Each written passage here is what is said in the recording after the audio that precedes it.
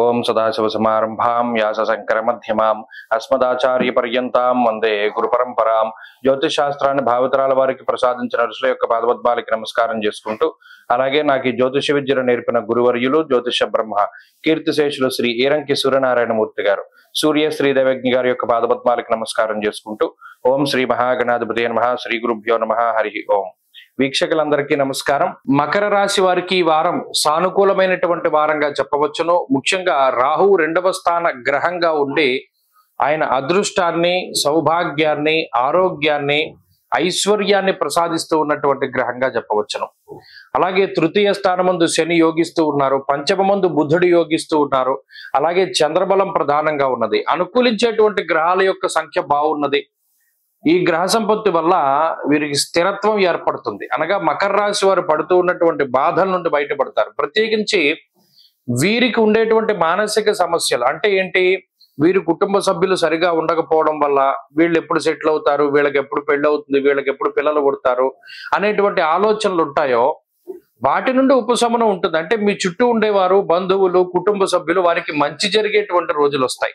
అంటే వారి ద్వారానే మీకు ఈ మానసిక అశాంతి వచ్చింది కాబట్టి వారి ద్వారానే అది తొలగిపోతుంది. ఇది ఒక మంచి విషయంగా చెప్పవచ్చు.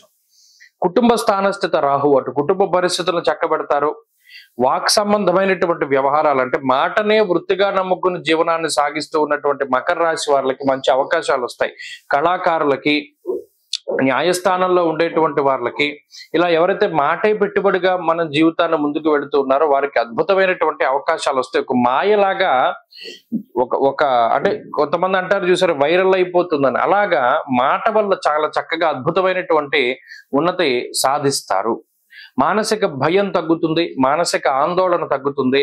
అలాగే ఆర్థికంగా ఆదాయ మార్గాలు పెరుగుతూ ఉంటాయి. ఇప్పటి వరకు ఒక చేతిలోంచి సంపాదన వస్తూ ఉంటే ఆదాయ వనరులు పెరుగుతాయి, ఆదాయ మార్గాలు పెరుగుతాయి. 2-3 చోట్ల నుండి ఆదాయం వస్తూ ఉంటుంది. గతంలో ఏవైతే ఇవి పనులు అవ్వవు అని వదిలిపెట్టేసినటువంటి సందర్భాలు ఉన్నాయో ఆ పనుల్లో కదలిక ఆటోమేటిక్ గా మొదలవుతుంది. మీరు వాటిని ప్రత్యేకించి వెళ్ళి పరిశీలించరు. అయినప్పటికీ ఆ పనుల్లో కొంత కదలిక రావడం వల్ల తిరిగి ఆయా పనుల్లో నిమగ్నం అవుతూ ఉంటారు. ఖాళీ లేనటువంటి సమయాన్ని గడుపుతారు.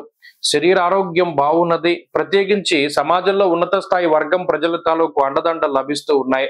అలాగే లాంగ్ టర్మ్ కోచింగులు తీసుకునేటువంటి మకర రాశి వారికి, పోటీ పరీక్షలు, ఇంటర్వ్యూల్లో అటెండ్ అయ్యేటువంటి మకర రాశి వారికి అద్భుతమైనటువంటి ఫలితాలు వస్తాయి. పోటీ పరీక్షల్లో మంచి విజయం లభించడానికి అవకాశం ఉంటుంది. ఇలా ఈ రాశి వారికి ఈ గ్రహ సంపత్తి ప్రత్యేకించి ఈ వారము కుటుంబపరమైన అభివృద్ధి, ఆర్థిక అభివృద్ధి, ఆరోగ్యాభివృద్ధి, మానసిక ప్రశాంతతని, ఉద్యోగంలో ఉన్నత స్థాయి స్థితిని కలగజేస్తూ, విదేశాల్లో ఉద్యోగం లేక ఇబ్బంది పడుతూ ఉన్నటువంటి వారికి సైతం అక్కడ ఉద్యోగం లభించి అక్కడ స్థిరత్వం సంపాదించుకోవడానికి అవకాశం ఉంటుంది. మకర రాశి వారి వారం మరింత అనుకూలమైనటువంటి ఫలితాలని సాధించడానికై ప్రతినిత్యము కూడా దక్షిణామూర్తి కవచాన్ని పారాయణ చేస్తూ ఉండడం చెప్పదగినటువంటి సూచన. ఈ వారంలో కలిసి వచ్చేటువంటి రోజు బుధవారంగా చెప్పవచ్చును.